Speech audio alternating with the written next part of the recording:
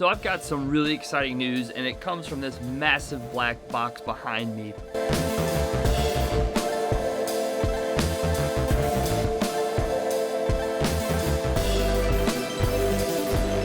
Hey guys, before we get into it, please hit the like and subscribe button. As most YouTubers, I'm trying to hit that 1,000 YouTuber mark on the subscribers so that I can make more content. Subscriber out there that's stuck with me, thank you so much. If you do hit the subscribe button on this video, I really appreciate it. Let's get into it and check out the unboxing.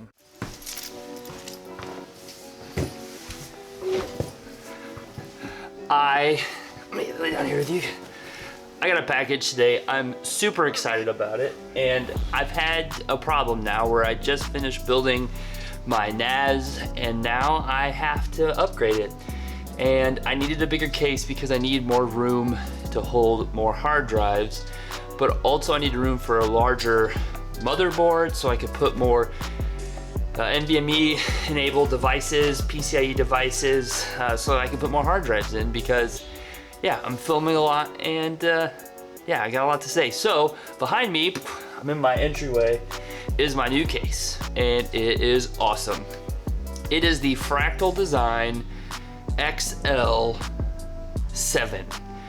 It can hold 18 drives, and I'm so excited to finally have got my hands on one because we are eventually gonna put together a home server for a little bit more money than a server rack. I just don't have the room, so I went with this because I can build off a server motherboard and I can use a regular power supply, and I don't have to have a server rack anywhere. So yeah, let's open it up and take a look. This is a huge case. I've used some Fractal Design stuff before. I have their R5s, which is a mid-tower, but this is also the first full-size tower that I have, because this case is the biggest case I've personally ever owned. Here's what it looks like on top, and then right on top we've got an accessories box, which look how massive this accessory box is. Nice. So here's what we get for accessories. So one thing I've noticed, I found out about these cases are customizable, so you can pick different ones. This one came with this nice mesh top. I've got two 3.5-inch drive bays. You can get these in sets of 2 as well, but I'm probably gonna need to order a ton more. Got it looks like a 5-inch bay door, probably the 5-inch bay holder if I want to put a like a CD drive in, and then your standard case stuff. It's got all your screws in it. Now, one thing about the XL7 over the R5, the R5 comes with all of the bay drives that you need, but I mean, you can put up to 18 hard drives in this, so yeah, I'm gonna have to get a lot more. I'm gonna start with like a RAID 5 or 6, probably RAID 6 in this, so I won't need all of them right away, but I'll be able to expand them and replace them. That's one thing I don't have a lot of room for with all the drives and everything in my R5, so that's why we're going to the 7. And I really like what they're doing with their boxes.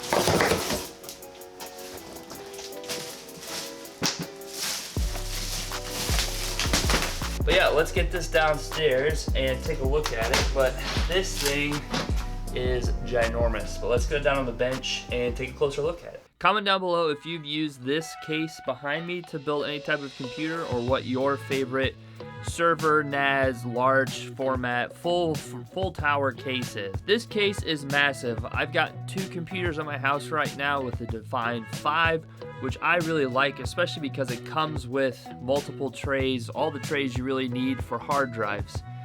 The reason I'm going to this larger case is I need more opportunity to expand, and I want more areas for hardware. I'm going to use a server motherboard which has a lot of PCIe slots, and I want something that has large expansion slots on it because I need to set up a 10G card as well as SATA cards in there to manage additional hard drives. If you've checked online with like Linus Tech Tips, he's built a few NASs, especially one in this case with a server motherboard, which is what inspired me for a client of his that's got like 320 terabytes of storage on it. We won't have that much because I don't have that kind of budget for hard drives, but we're definitely going to expand this over the years. As I film more video, I'm finding that I run out of space. My current NAS has about 10 terabytes worth of storage, which I'm filling up very quickly. And I have no way of expanding and no way of putting in new drives and connecting it without putting new network cards or putting new SATA drive management cards in, or new SATA cards. So this hopefully will give me tons of room to expand and do a RAID 6, RAID 5, RAID 6, whatever my heart desires in there, and then be able to also migrate them over to new drives. So a couple of the stats on this. One of the things that's really surprising is this entire case weighs 36 pounds. It's about 604 millimeters long, or about 23.7 inches long, so about 24 inches by about 22.2 inches wide. 22.2 inches high by about 9.4 inches wide. So pretty decent. It's like 604 millimeter by 550 millimeter by 100 and some change. It's a huge case. Not the biggest case you can get. I know that there are some by Corsair that you can get that are absolutely larger than this. But the cool thing is this has 18 different locations you can mount 3.5 inch drives. It comes with 2 trays, which is a bit of a downside. I'll be spending a lot of money on accessories to handle all of the drive management in here. You can do up to extended ATX. I believe there are 7 motherboard configurations that you can work with this, which is really nice and gives you a lot of opportunity. But I'm going to use a motherboard from Asus Rock Rack server, and I'm going to try and fit one of those Ryzens in there, which I'm excited about. This will be a server for my house. I really wanted to put a rack in, but right now with my current home, it's just not an opportunity. So that's why we're going with this.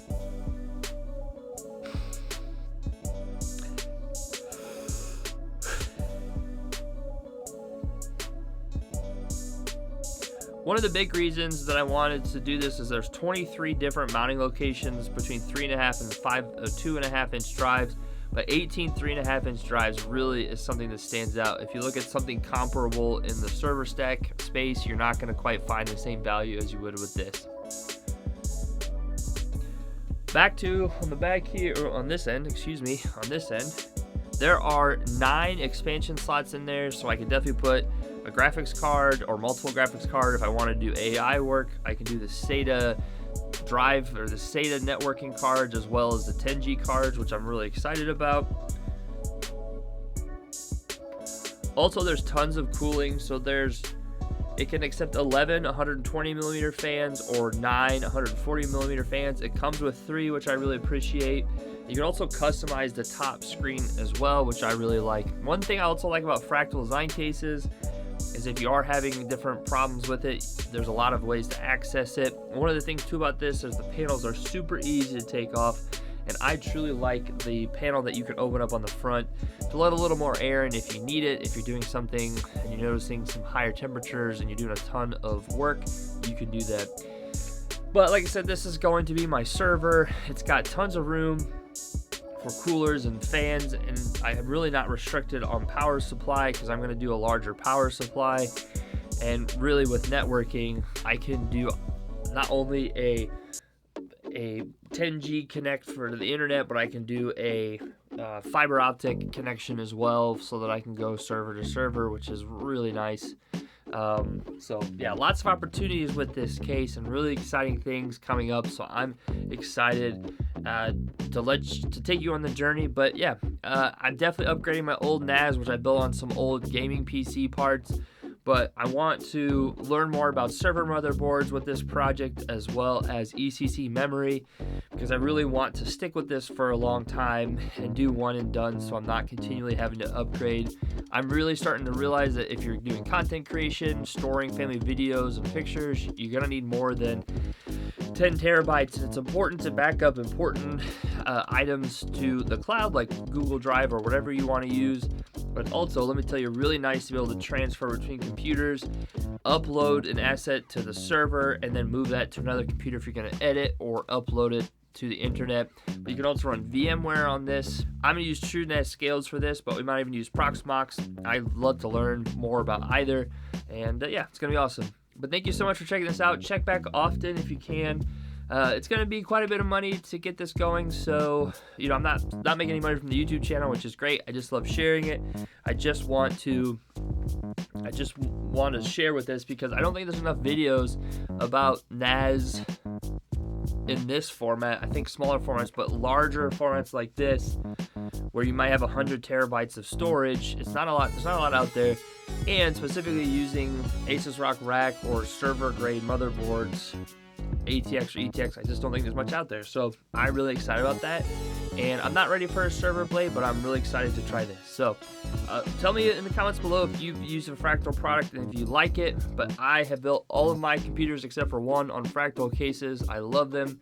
But yeah, this case is awesome. Thanks for checking out my video. Like as I said, please hit the subscribe button or like button and comment down below if you've ever used a case like this. But thanks. Would love to get some feedback from you guys, or any videos that you might think would help me build this server, because to scale to this level is a bit of a jump for my technical skills. So love hearing from you all. I appreciate you, all of my subscribers. Thank you so much.